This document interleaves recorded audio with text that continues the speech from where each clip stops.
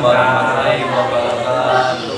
Sebelumnya saya sampaikan terima kasih karena kesediaan kalian untuk hadir di ruangan ini. Jadi sebelum kita memulai kegiatan pada hari ini, mari kita sama-sama berdoa. Berdoa dimulai.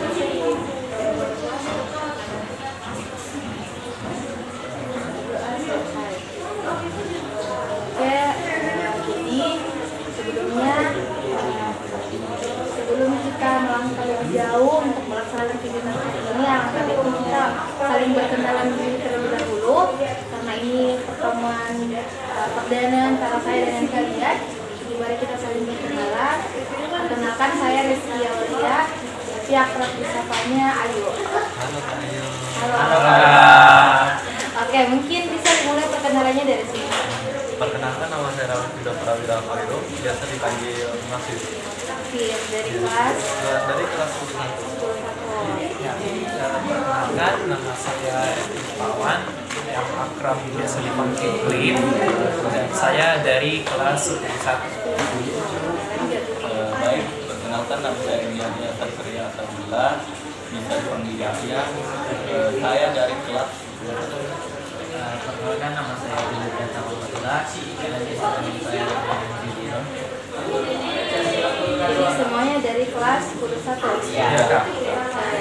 Jadi karena kita sudah saling berkenalan, apakah kalian mengetahui apa tujuannya kalian berkumpulkan di ruangan ini?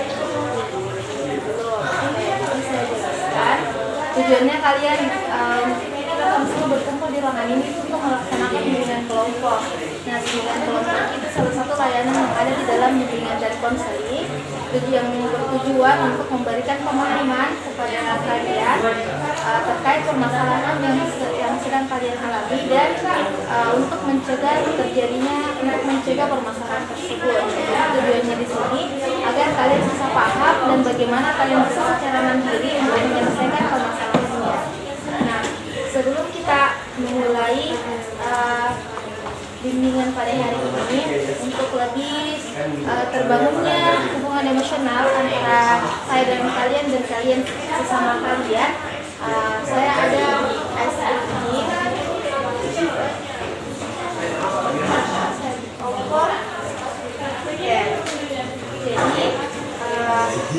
Mungkin ini ISDT yang sudah pernah kalian dapatkan, dan tidak apa kita ulangi lagi ISDT-nya di sini. Jadi silahkan teman-teman menuliskan 2 kata mengapa dan 2 kata karena, 2 kalimat mengapa dan 2 kalimat karena, secara random.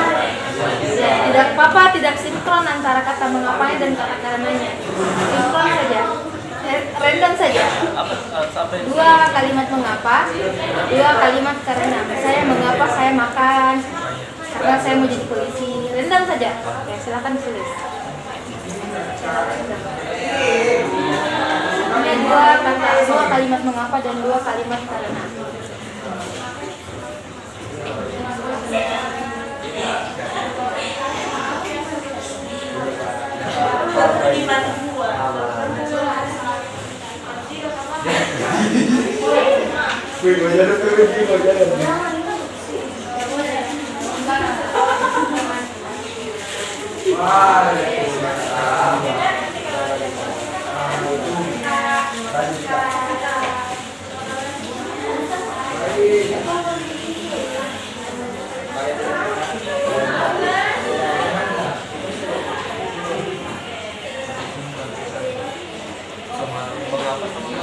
Karena iya, 2 masing-masing. Bebas. Silakan kalian menuliskan secara bebas.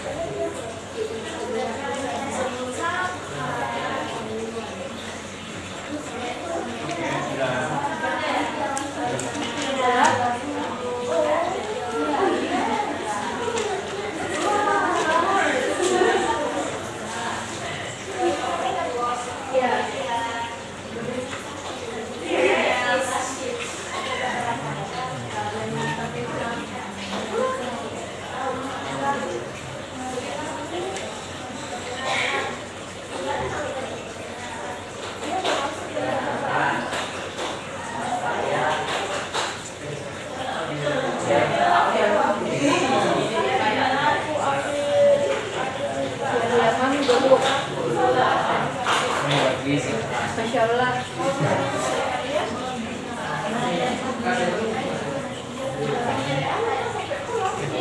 Baik gitu ya.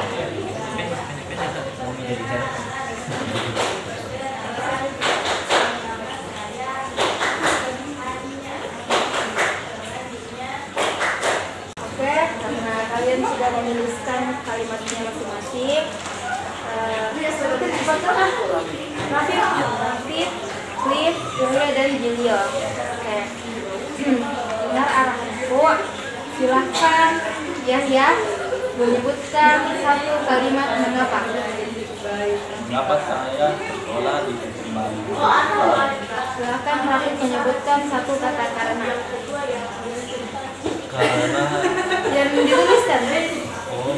karena cita-cita saya menjadi polisi. Oh, nyambung di. Oke.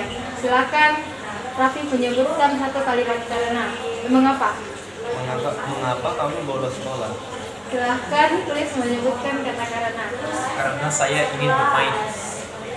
Jangan kau sering bolos sekolah karena mau bermain. Saya enggak begitu saya Kak. Oke. Silakan Cliff menyebutkan kalimat mengapa. Mengapa kalian bilang Silakan Julia menyebutkan kalimat karena. Bisa ya?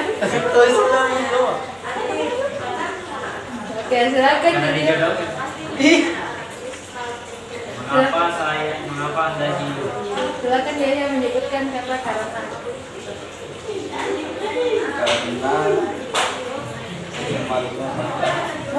adalah sekolah. Kamu tadi mengapa apa? Mengapa Anda hidup? Dia jadi Yahya ini. Sekolah favorit. Iya.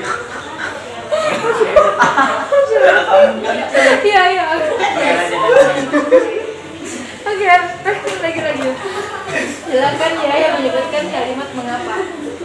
Mengapa saya suka dengan berat? Mengapa saya suka dengan?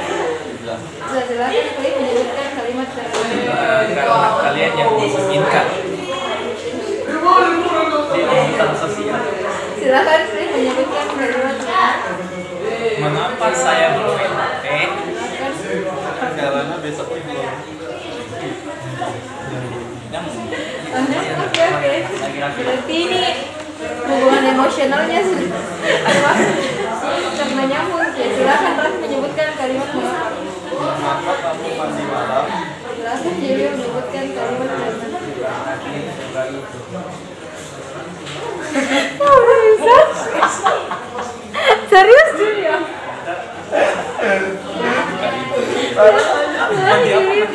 Mengapa kamu mandi malam? Terus karena Mandi jam 9. iya katanya. Silakan Julia menyebutkan kalimat mengapa. Silakan Yahya menyebutkan kata kalimat karena. Karena pizza adalah makanan favorit saya. Kayak nggak nyambung ya. Datangnya ya yang sebatas suka makan pizza. Oke. Aduh. Terlihat tadi dari kalian sudah menunjukkan hubungan emosionalnya terbangun karena ada beberapa yang nyambung walaupun tadi kalian tidak sama-sama tahu menahu apa yang kalian tuliskan masing-masing. Oke, lanjut. Jadi, simpan dulu kertasnya. Jadi, di dalam bimbingan kelompok itu ada asas kesukarelaan. Teman-teman datang ke sini karena sukarela atau tidak? Sukarela. Sukarela. Oke, ada asas kesukarelaan, ada juga asas keterbukaan. Jadi kita di sini sama-sama diterbuka, maksudnya dalam hal ini kita sama-sama sharing pengalaman masing-masing terkait dengan topik layanan kita pada hari ini. Nah, terus di dalam bimbingan kelompok juga itu tentunya dalam pelaksanaannya itu ada kontrak waktu yang harus kita tentukan. Biasanya bimbingan kelompok itu 1 kali 40 menit atau 1 kali 40 menit. Bagaimana dari teman-teman sekalian, apakah bisa? Bisa. Oke. Nah, kembali saya jelaskan kembali bahwa tujuan dari bimbingan kelompok ini untuk memberikan pemahaman kepada teman-teman sekalian terkait permasalahan yang sedang dialami, sehingga hal tersebut bisa memandirikan kalian dalam menyelesaikan masalah. Jadi bagaimana, apakah kalian sudah siap mengikuti kegiatan bimbingan kelompok? Siap banget sih. Oke, baik, sudah saksi. Jadi ada pun topik kita pada hari ini yaitu bagaimana saya mengenal gaya belajar saya. Nah, teman-teman tahu tidak gaya belajar itu apa? Tahu saya. Apa aja?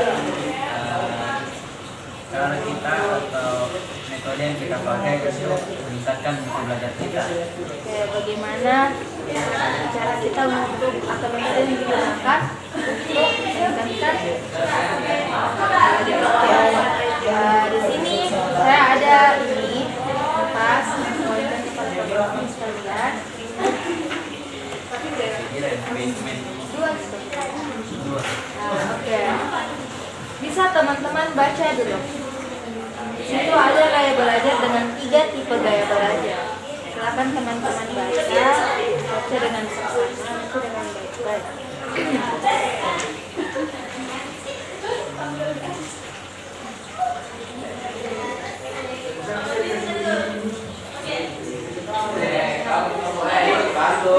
Jadi di situ terdapat 2 gaya belajar yang dimana ada visual, ada auditory, dan juga ada kinestetik.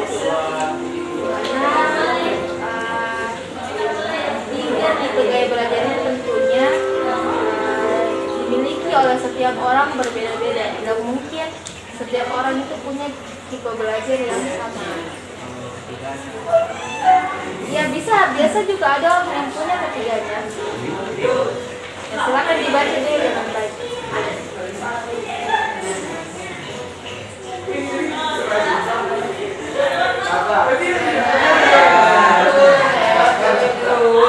Sudah?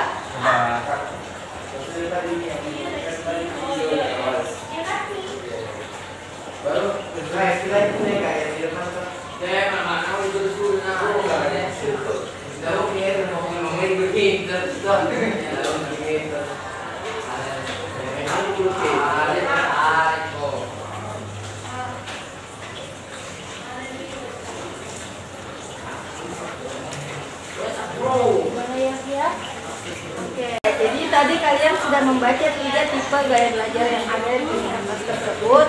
Nah, dari ketiga tipe tentunya dari apa yang kalian baca, dari kalian apakah ada yang merasa, oh ternyata saya berada di visual, saya merasa di auditori, saya berada di kinestetik. Jadi visual itu adalah gaya belajar yang orang yang kebanyakan melihat, biasanya melihat PowerPoint, melihat video. Kalau dari auditori biasanya orang mendengar, biasa ada orang yang bisa itu belajar kalau dengar musik atau dengar podcast. Kalau yang itu auditori. Iya, itu auditori. Biasa mungkin dari teman-teman ada yang belajar, saya bisa Pak kerja tugas kalau dengar musik Kak, sambil dengar musik anak Kak sambil bernyanyi dan meningkatkan mutu.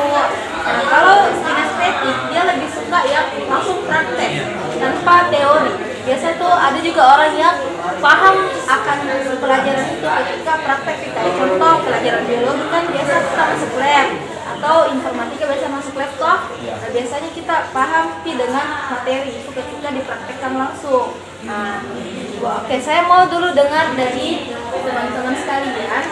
Kalau dari Rafif, kira-kira dari ketiga gaya belajar ini Rafif lebih condong kemana? Kinestetik dan visual. Kenapa? Ada mungkin ada pengalamannya yang bisa di-sharing ke teman-teman yang lain. Visual itu kayak menghafal itu dilihat dulu catatannya kayak udah diingat gitu. Ya, kalau kinestetik seperti kemarin itu informatika kabel RJ45 itu misalnya kemarin langsung mempraktekkan dan kami langsung presentasikan kayak udah mengaplikasikannya. Gitu. Oh, berarti memang Rafif ini dia misalnya paham dengan materi itu ketika selalu membaca, selalu melihat apa yang mempermudah, bisa membuat materi dan bisa langsung mempraktekkan. Oke, kalau dari Chris bagaimana? Dengan cara belajar saya yang bagus ini bagi saya itu auditori sama kinestetik. Kenapa saya pilih kinestetik dan auditori? Yang pertama itu di kinestetik saya itu memang suka dengan praktek, dan itu juga saya suka aktivitas dengan gerakan tubuh seperti olahraga. Jadi itu banyak menggunakan gerakan tubuh, dan saya juga itu orangnya suka menghafal dengan cara berjalan maupun melihat begitu.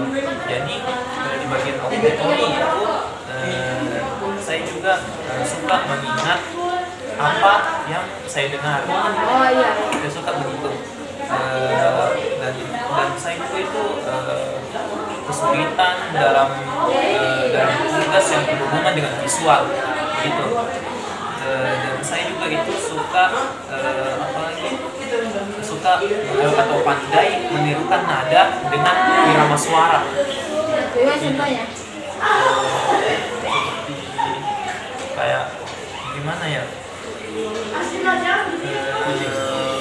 Mungkin kalau suara kucing mungkin saya bisa tiru ataupun juga dengan alat musik juga kan saya bisa tirukan karena saya memang ahli di bagian mungkin agak sedikit ahli di bagian musik gitu. Chris suka menonton berita, menonton podcast. Kalau kayak begitu mungkin mau dibilang suka juga ya. Dia lebih ke auditori. Iya.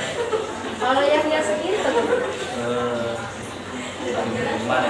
Ini Jangan ya semua di sana. iya semua karena saat itu lebih suka visual itu lebih suka membaca daripada dibaca.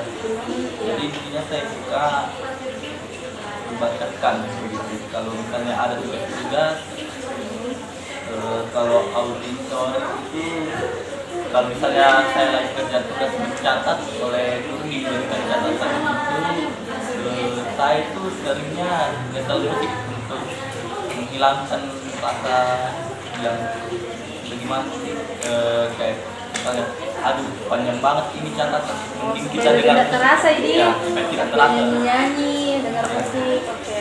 Terus Kalau estetik. kinestetik itu saya sangat suka kalau misalnya ada kayak praktek olahraga, kayak misalnya main bola, main basket, Langsung dipraktekkan di iya, lapangan. saya sangat suka kinestetik juga karena dia itu lebih ke arah apa ya begitu, lebih Dimana langsung kita bisa terjun langsung ke lapangan ya, ya. praktekkan di Kita lapangan. praktek nggak usah Tanpa ada teori yang lebih panjang dulu.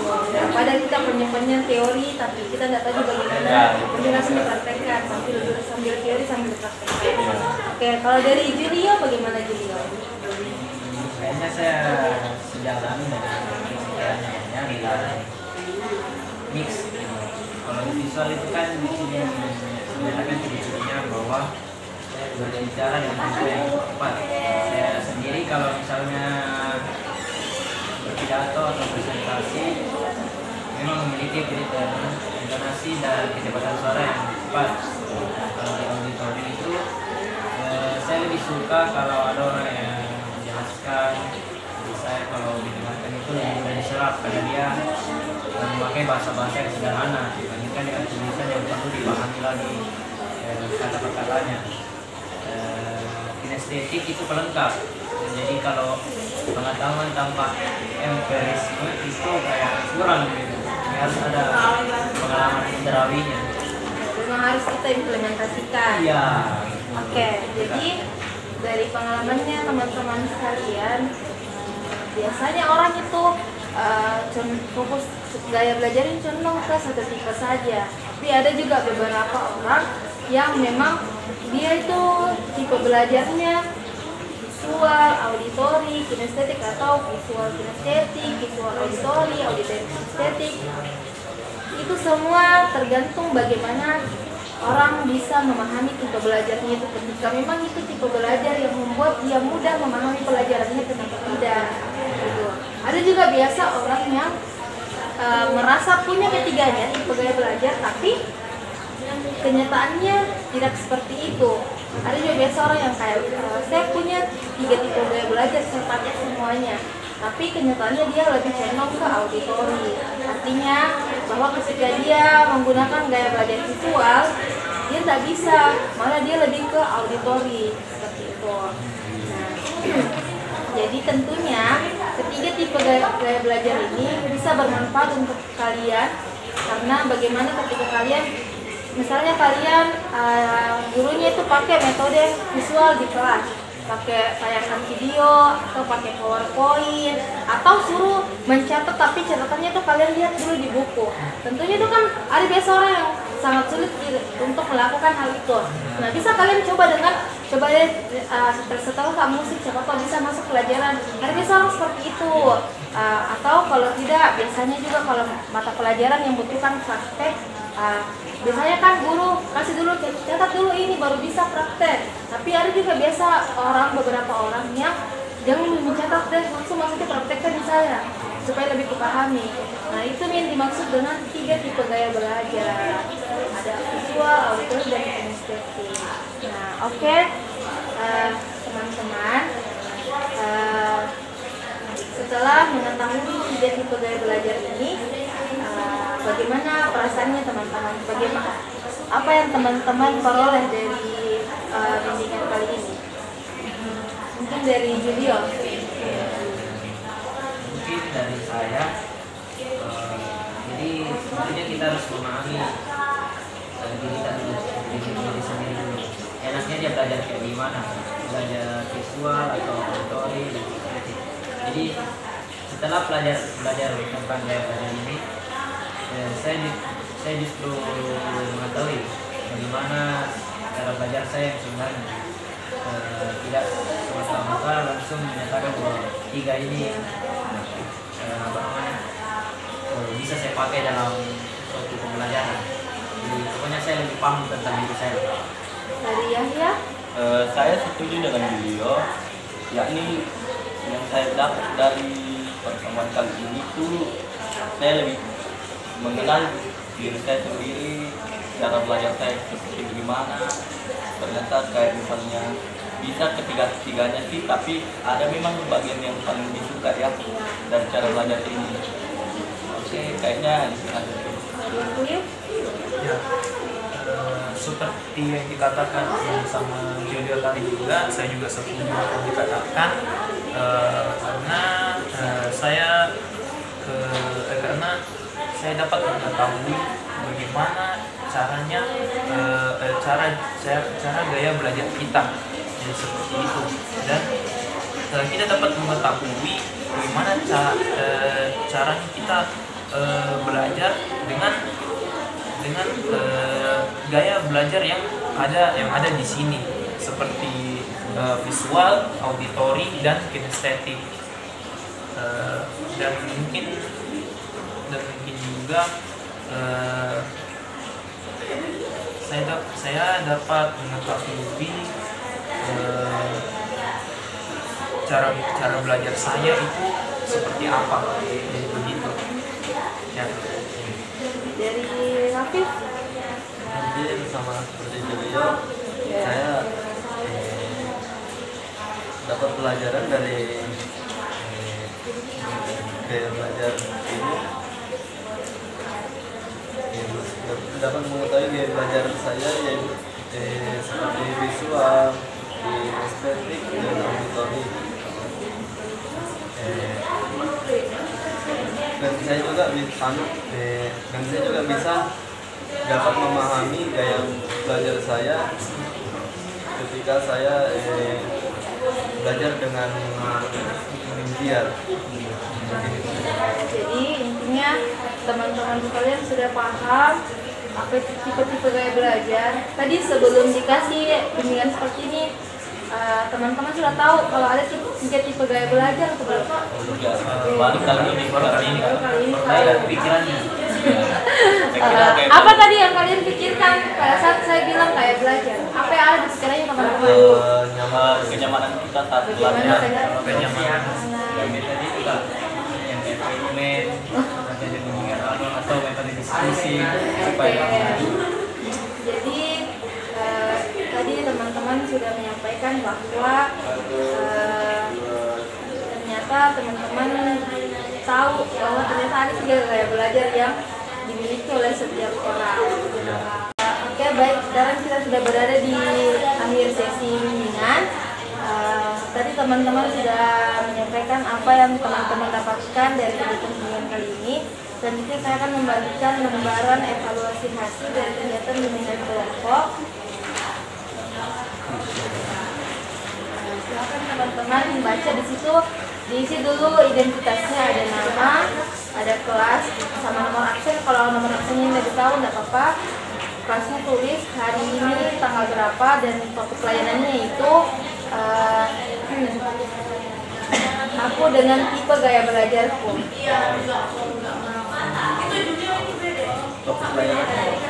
Aku dengan tipe gaya belajarku.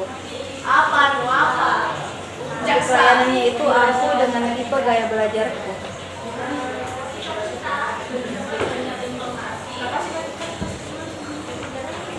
Terus itu ada petunjuk pengerjaannya. Berikan tanda centang pada kolom yang sesuai dengan skornya. Skor 4 itu sangat baik, skor 3 baik, skor 2 cukup baik, dan skor 1 itu kurang baik.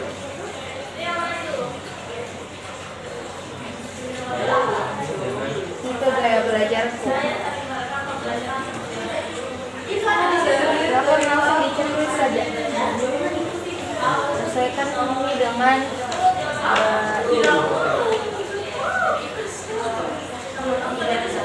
yang kata main mapping itu ganti nih, angkat saja gaya belajar di situ. Dan kata-kata main mapping di setiap item.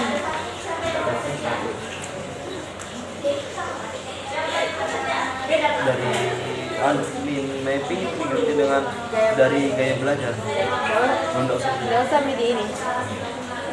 Tapi kalau kalian melihatnya itu anggap sedikit tulisannya gaya belajar.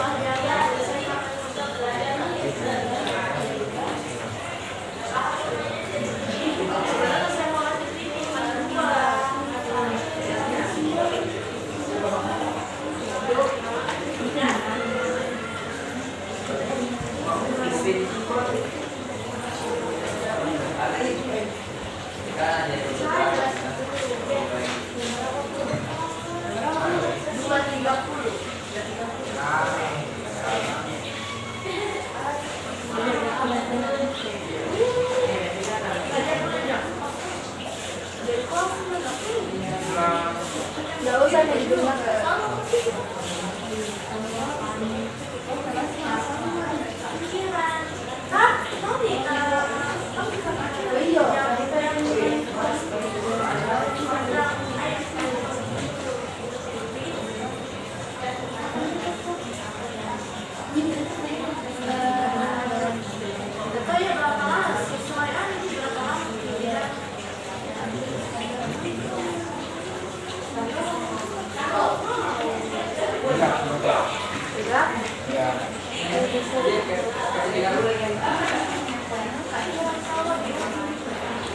Jangan video itu Nggak usah.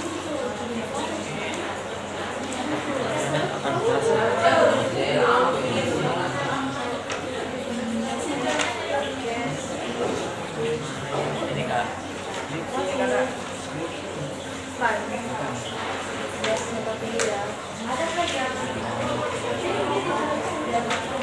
Sudah?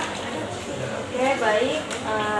Terima kasih sudah mengisi lembaran emosi hasil.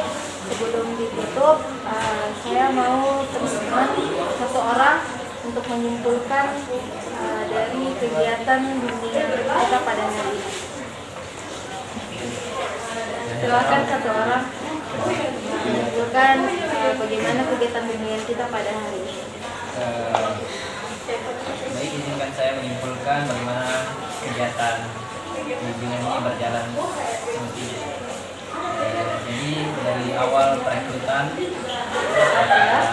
Ayu sudah sangat baik dan sangat baik hati dengan siap menerima kami. Walaupun kami mempunyai beberapa kekurangan dalam pembicaraan, tapi kami juga sangat berusaha dan berupaya untuk serius mengikuti bimbingan ini dengan baik. Saya juga menyukai bagaimana materi yang dibawakan tentang gaya belajar, sehingga kami berempat ini sebagai siswa lebih memahami diri kita sebagaimana mestinya.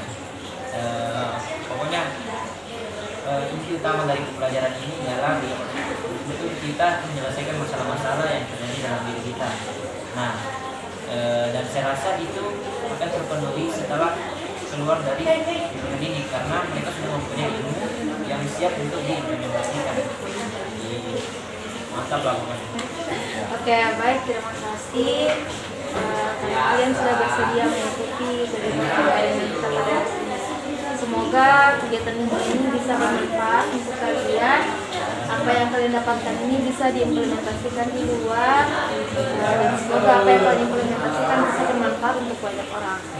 Dan sebelum kita tutup kegiatan pada hari ini, mari kita berdoa dimulai.